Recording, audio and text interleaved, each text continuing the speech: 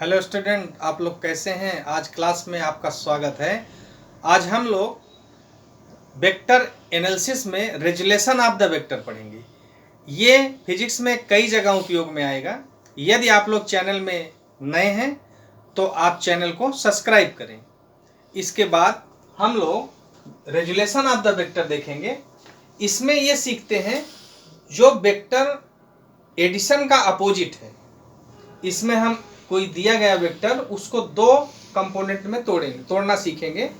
इसके बाद देखिए, the resolution of the vector is opposite vector addition if a vector resolve into two vector whose combined effect is the same as that of the given vector, then the resolve vector are called the component of the given vector. इसका मतलब यह है कि जो भी vector है उसको जो दो कंपोनेंट होंगे वो वही इफेक्ट देंगे जो दिया गया वेक्टर सिंगल का है।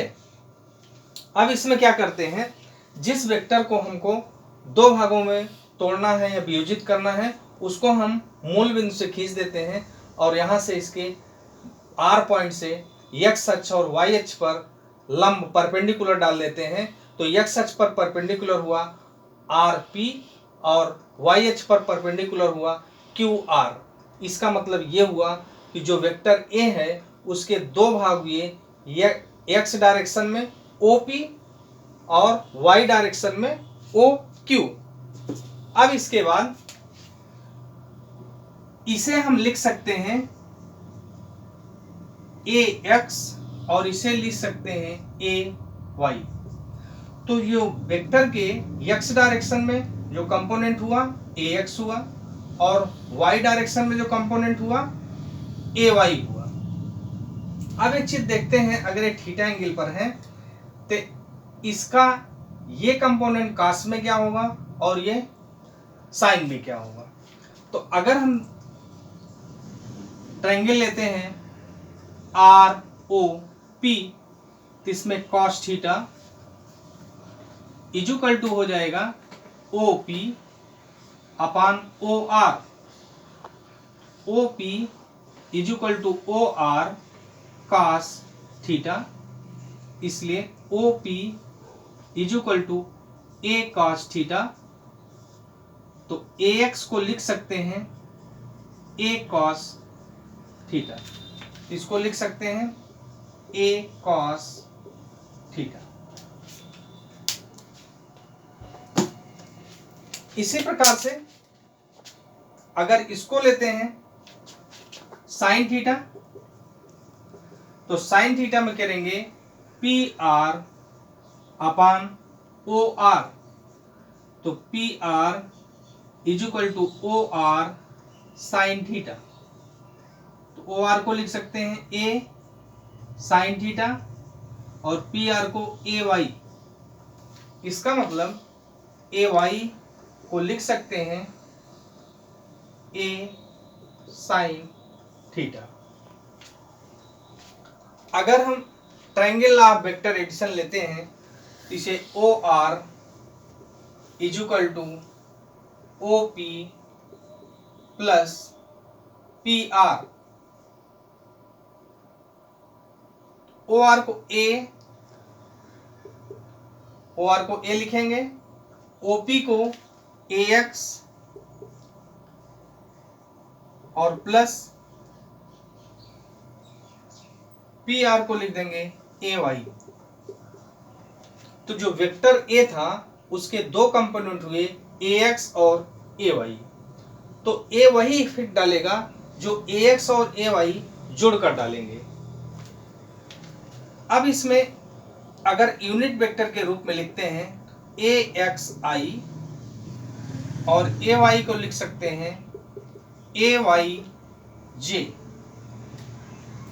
यूनिट वेक्टर, इसे ऑर्थोगोनल वेक्टर भी कहेंगे। जब हम यूनिट वेक्टर को एक्स डायरेक्शन और वाई डायरेक्शन और जेड डायरेक्शन में रिप्रेजेंट करेंगे तो इसे हम ऑर्थोगोनल वेक्टर कहेंगे, जिसको आई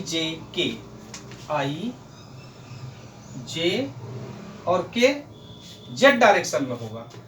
तो इसका मतलब ये हुआ कि जो वेक्टर ए था उसे हम लिख सकते हैं A X I plus A Y J, और 3 डायमेंशन में अगर लिखेंगे तो A X I plus A Y जे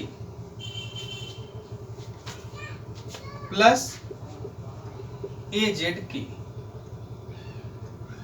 तो ए एक्स को लिख सकते हैं A cos theta first equation, A Y equal to A sine theta equation number 2। अगर हमको वेक्टर ए का मैग्नीट्यूड निकालना है, equation 1 square plus 2 square A X square A Y square is equal to A square cos square theta plus A square sine square theta, A X square A Y square is equal to A square cos square theta sine square theta. तो ये हो जाएगा A X square A Y square is equal to A square, इसलिए A is equal to root A X square A Y square. तो ये आता है।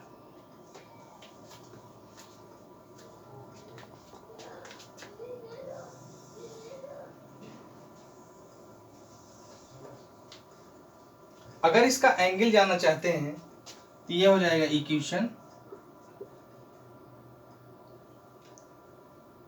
2/1,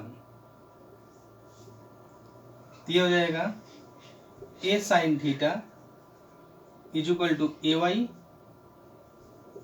by A cos theta is equal by A X, इसलिए tan theta is equal to A Y upon A X, इसलिए theta is equal to tan inverse A Y upon A X. तो इसका मतलब हमको वेक्टर ए दिया गया था, उसके दो कंपोनेंट हुए ए एक्स ए कॉस थीटा और ए वाई ए साइन थीटा। ए साइन थीटा परपेंडिकुलर कंपोनेंट हुआ और ए एक्स ए कॉस थीटा हॉरिजॉन्टल हुआ, अर्थात क्षैतिज घटक और लंबवत घटक। अब अगर हमको इनके ए का मैग्नीट्यूड लेना है तो ये करेंगे, इक्वेशन फर्स्ट एंड सेकंड का स्क्वायर करके योग कर देंगे, तो ये कैलकुलेट करके आ जाएगा ए रूट ए स्क्वायर प्लस वाई स्क्वायर। और अगर इसको एंगल लेना है, झुकाव जानना है हमको, तो ये हो जाएगा equation 2/1 sine by cos tan theta हो जाएगा, और ये हो जाएगा A Y upon A X, इसलिए tan theta is equal to tan inverse A Y upon A X. तो दिया गया वेक्टर ए था, उसको दो वियोजित भाग इस टाइप से मिल जाते हैं। अब हम रेजुलेशन ऑफ द वेक्टर पर एक क्वेश्चन ले रहे हैं। ए mass of 2 kg lie on the plane making an angle 30 to the horizontal, resolve its weight along a perpendicular to the plane। एक प्लेन है जो 30 डिग्री पर है। अब इस पे 2 kg का वेट लेते हैं। अब ये mg हो जाएगा और ये हो जाएगा mg cos थीटा, और ये हो जाएगा mg sin theta, a b c।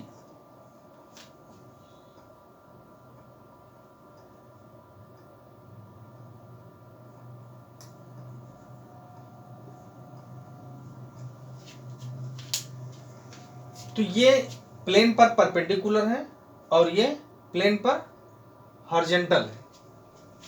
तो अगर हम इसका हॉरिजॉन्टल कंपोनेंट लेते हैं तो ये हो जाएगा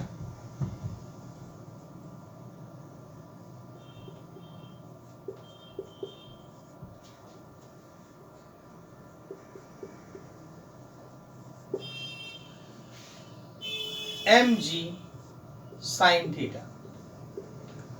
m 2 kg दिया है, g 10 है और sin 30, तो ये हो जाएगा 21/,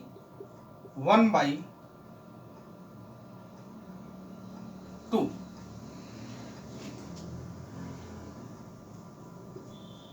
टेन आ जाएगा। इसी प्रकार से परपेंडिकुलर,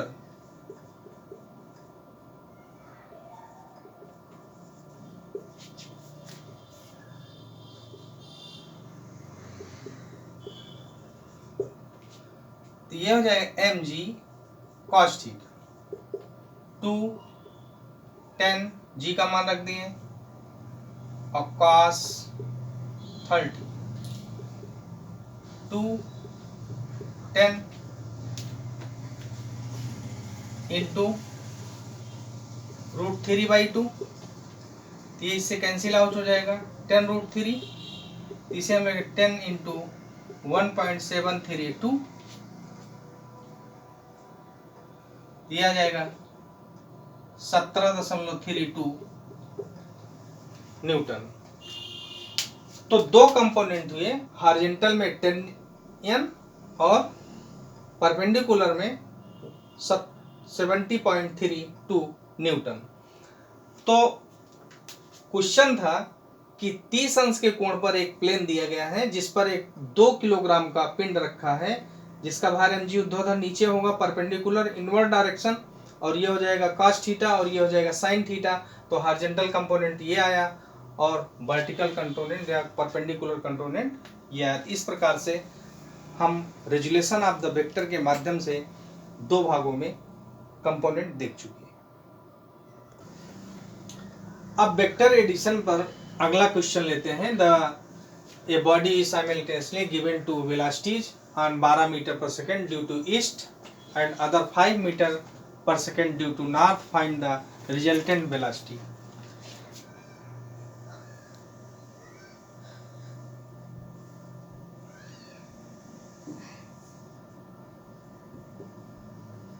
इस डायरेक्शन में वेलोसिटी दी गई है 12 मीटर पर सेकेंड ईस्ट में और नॉर्थ में दी गई है 5 मीटर पर सेकेंड। अब इसका रिजल्टेंट पूछ रहे हैं। ये मान लीजिए v1 है, ये v2 है, ये v पूछ रहे हैं। तो जो दिया गया है v1 is equal to 12 metre per second और v2 इज इक्वल टू दिया गया है 5 मीटर पर सेकेंड और थीटा की वैल्यू परपेंडिकुलर दोनों है 90। तो हमको v चाहिए रिजल्टेंट वेलोसिटी। तो v1 square v2 square v1 v2 cos theta. अब इसी में रख देंगे तो v is equal to v1 square का मतलब 12 का वर्ग कर देंगे, 5 का वर्ग कर देंगे प्लस 2 12 गुणे 5 cos 90। तो cos 90 जीरो हो जाएगा तो ये पार्ट जीरो हो जाएगा। तो 12 स्क्वायर प्लस 5 स्क्वायर ये बचेगा, ये हो जाएगा 144 प्लस 25 और ये हो जाएगा 169 और ये हो जाएगा 13। इसलिए रिजल्टेंट वेलोसिटी हो जाएगी 13 मीटर पर सेकेंड। अगर मान लीजिए ये बीटा है, रिजल्टेंट हमारा बीटा पर है, तो हमें tan बीटा इसका झुकाव भी ले लेते हैं। तो यह हो जाएगा v2 cos theta, v1 plus v2 ये sin थीटा होगा।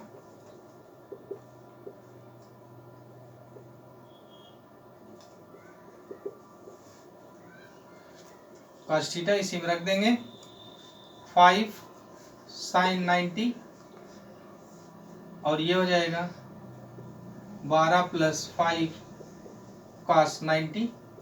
तो cos sin 90 बराबर 1 हो जाएगा तो ये 5 हो जाएगा और ये 12 हो जाएगा। जब इसे कैलकुलेट करेंगे तो 0.416 आ जाएगा। इसका मतलब tan beta is equal to आया 0.4167। अब इसे हमको टाइम में चेंज करना है, मतलब हमें लेना है, तो इसको ये कर देंगे टाइम 22:37 मिनट। तो आंसर मेरा मिल जाएगा 13 मीटर पर सेकेंड, ये रिजल्टेंट वेलोसिटी हुई, और बीटा का मान आ जाएगा 220 22 अंश 37 मिनट। तो सबसे पहले दिए गए क्वेश्चन में देखते हैं क्या चीज दिया गया है, फिर सोचते हैं कौन सा फार्मूला लगेगा। तो इस समय दो वेलोसिटी दी गई है और ये परपेंडिकुलर है क्योंकि ये ईस्ट और नॉर्थ में है। तो यहाँ से आपको 90 अंश मिल गया थीटा की वैल्यू, और इस फार्मूले में रख दिए। ये parallelogram law of the vector addition का फार्मूला है, और इसमें रिजल्टेंट का झुकाव कोण कितना होगा वो tan बीटा से मिल गया। B2 = sin थीटा और B1 + B2 cos थीटा। अब sin थीटा = 90 हो जाएगा और cos 90 = 0 हो जाएगा। तो ये मिल जाएगा 5/12। जब इसे हल करेंगे तो 0.4167 आ जाएगा, और इसे जब tan थीटा में कन्वर्ट करेंगे तो tan 22 अंश 37 मिनट हो जाएगा। तो इस प्रकार से हमको दिए गए वेलोसिटी का रिजल्टेंट वेलोसिटी मिल गया और उसका थीटा मिल गया। बस आज इतना ही। यदि वीडियो आपको अच्छी लगी हो तो आप लाइक, शेयर और सब्सक्राइब करें। धन्यवाद।